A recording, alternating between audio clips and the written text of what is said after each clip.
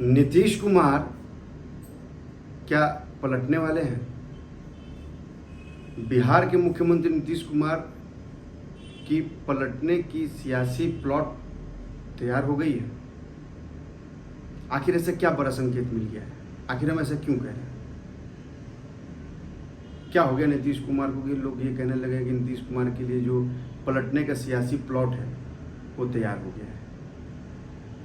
दरअसल केंद्रीय मंत्री रामदास अठावले ने एक बड़ा बयान दिया है नीतीश कुमार को लेकर, एक बड़ा इशारा किया है। अठावले ने कहा कि नीतीश कुमार एनडीए के अच्छे साथी रहे हैं।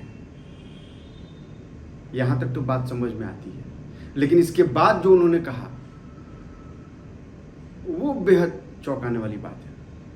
अठावले ने कहा कि नीतीश को एनडीए में शामिल हो जाना चाहिए। इस बयान के बाद से सियासी हलचल में, बिहार और केंद्र की सियासी हलचल में तेजी आ गई है।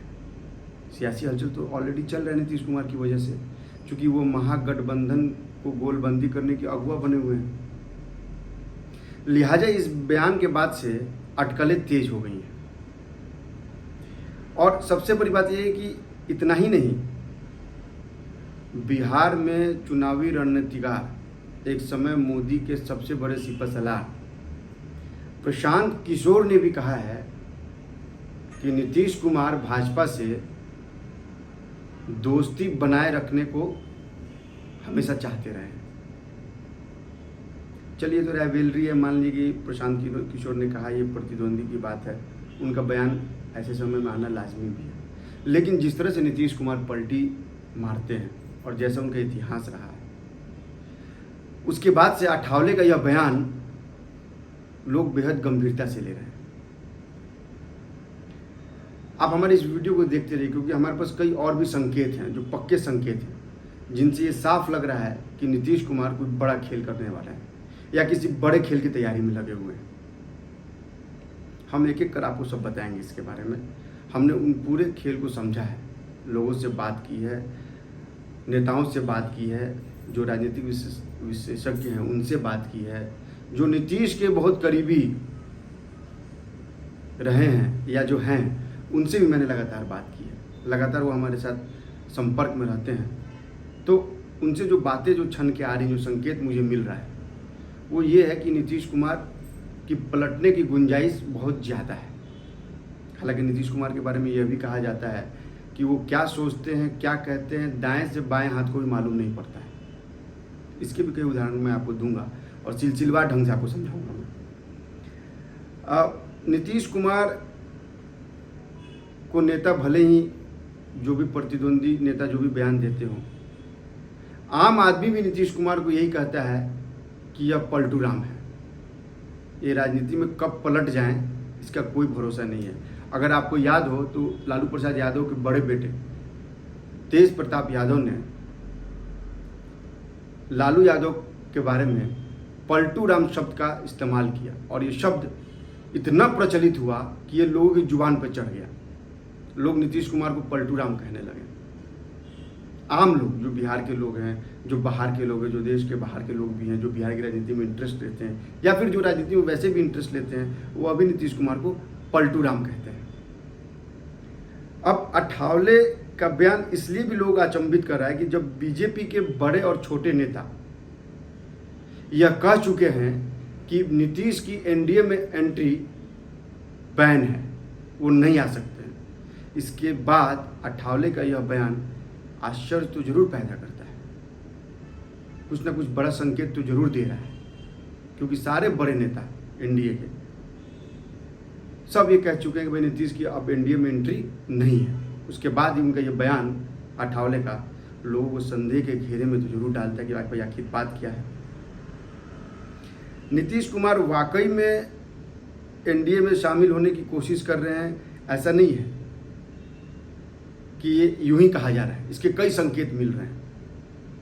वो संकेत आपको मैं अपने वीडियो में लगातार आगे बताऊंगा, क्योंकि यह जानना बहुत ज़रूरी है कि आखिर क्यों नीतीश कुमार अचानक सियासी गलियारों में सुर्खियों में आ गए, चर्चा में आ गए। और चर्चा की अगर परसेंटेज की बात करें तो इस वक्त 99% चर्चा जो है नीतीश कुमार को लेकर सियासी गलियारे में चल रही है। लेकिन उससे पहले आपको हम बता दें जरा पीएम नरेंद्र मोदी और नीतीश कुमार की अदावत के बारे में। प्रधानमंत्री नरेंद्र मोदी जब गुजरात के सीएम थे तो नीतीश कुमार मोदी से बहुत प्यार करते थे, बहुत तारीफ करते थे, लेकिन पीएम बनते ही नफरत करने लगे। ऐसा क्या हुआ, ये कहानी भी जानना बेहद जरूरी है, दिलचस्प भी है। आपको याद हो या जिन दर्शकों को ना याद हो उनको भी याद दिला दें हम कि नीतीश कुमार साल 2003 में रेल मंत्री थे और 13 दिसंबर 2003, तारीख समझिएगा, 13 दिसंबर 2003 को नीतीश कुमार गुजरात के कच्छ में एक रेल प्रोजेक्ट का उद्घाटन करने जाते हैं और उस वक्त सीएम नीतीश कुमार भी वहाँ थे।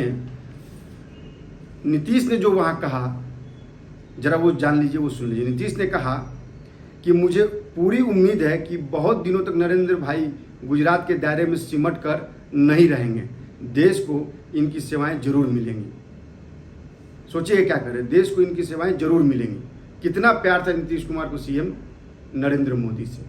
लेकिन ठीक इसके 10 साल बाद यानी साल 2013 में जब एनडीए ने नीतीश कुमार को माफ कीजिएगा मोदी को प्रधानमंत्री का फेस बनाया तो बिहार में एनडीए के समर्थन से चल रही सरकार यानी बीजेपी के समर्थन से चल रही सरकार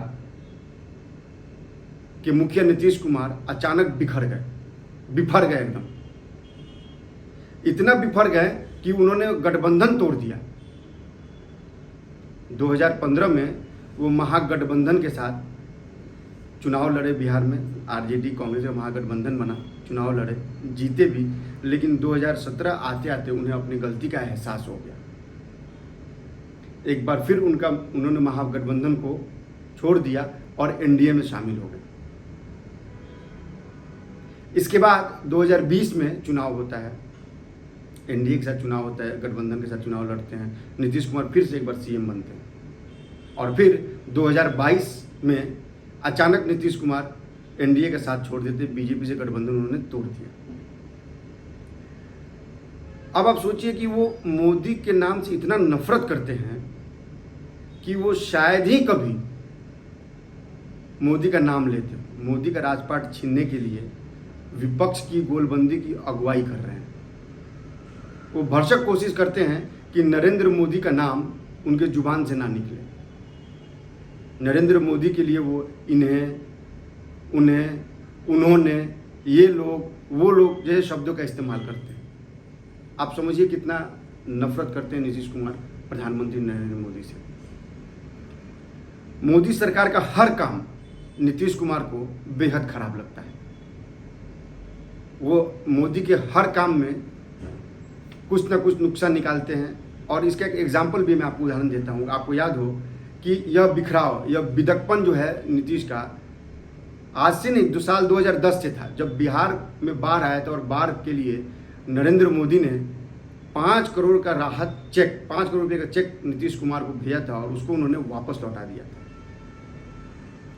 हद तो तब हो गई जब मोदी बिहार आए और उनके लिए रात्रि भोज का आयोजन जो है अचानक नीतीश कुमार ने रद्द कर दिया।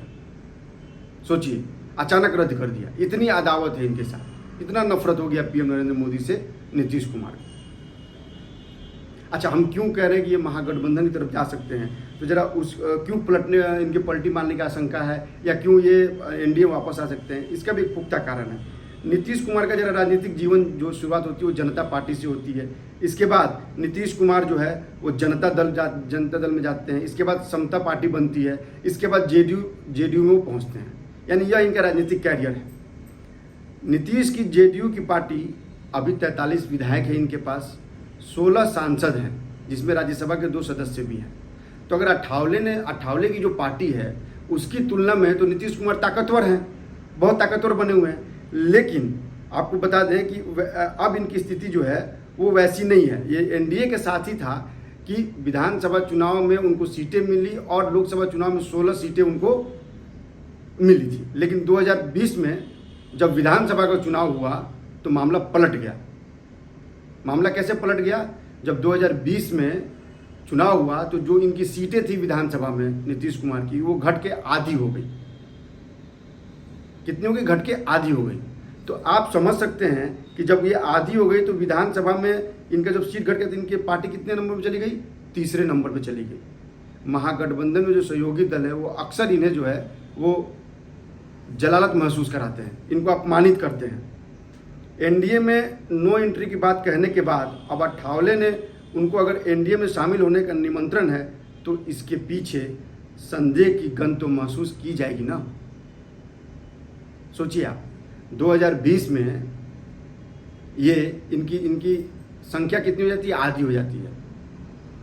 ये महागठबंधन में सहयोगी दल आरजेडी के साथ सरकार बनाते हैं, फिर महागठबंधन में कांग्रेस भी शामिल है, उसमें असहज महसूस करते हैं। जो बयानबाजी जिस तरह से आरजेडी के नेता इनके खिलाफ देते हैं या इनके नेताओं के खिलाफ देते हैं, वो इनको असहज कर देता है। एनडीए के बाद अभी महागठबंधन के साथ में है नीतीश कुमार, ये तो सब कोई जानता है। लेकिन सवाल ये उठता है कि साल 2015 से नीतीश कुमार ने भाजपा के साथ एनडीए में रहना पसंद किया। भाजपा के सहयोग से 2013 में तक ये बिहार के साथ रहे, साल 2015 में महागठबंधन का हिस्सा बने और 2017 में फिर एनडीए में लौट आए। साल 2022 में दोबारा महागठबंधन में शामिल हुए।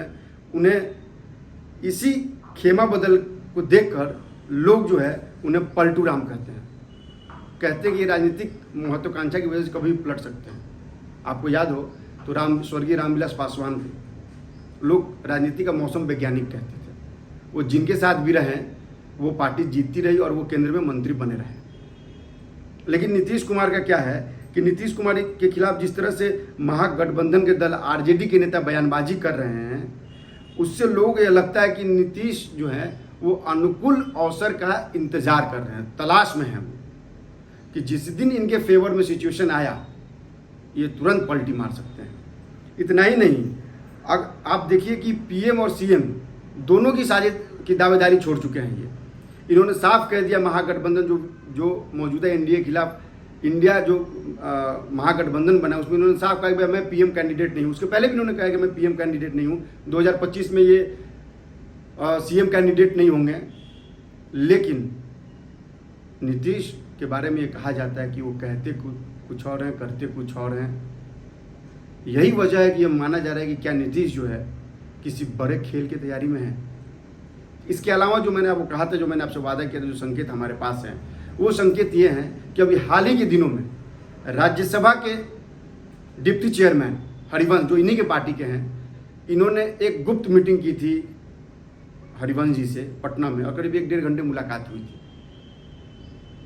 तो लिहाजा यह सब इंडिकेट कर रहा है, यह सब संकेत बता रहे हैं कि नीतीश कुमार जो है किसी भी वक्त पलटी मार सकते हैं और इनके लिए प्लॉट की तैयारी शुरू हो गई है। अठावले का बयान, हरिवंश जी का इनसे मिलना, आरजेडी नेताओं का इनके खिलाफ बयानबाजी करना, बिहार में जो मौजूदा स्थिति है उसको देखते हुए लग रहा है कि नीतीश कुमार असहज हैं। और मैं आपको एक और बात बताऊं, नीतीश कुमार के एक बहुत करीबी अधिकारी जो उनके साथ साय की तरह रहते हैं, उनसे मेरी बात हुई तो उन्होंने कहा कि नीतीश कुमार कहते कुछ और जाके कब क्या बयान देंगे, उनके मन में क्या चल रहा है, यह भांपना बहुत मुश्किल है। लिहाजा हम भी लगातार नीतीश कुमार की खबर पर बने हुए हैं। आप हमारे वीडियो को लाइक, शेयर और सब्सक्राइब जरूर कीजिए और साथ में अपना कमेंट भी जरूर दीजिए। नमस्कार।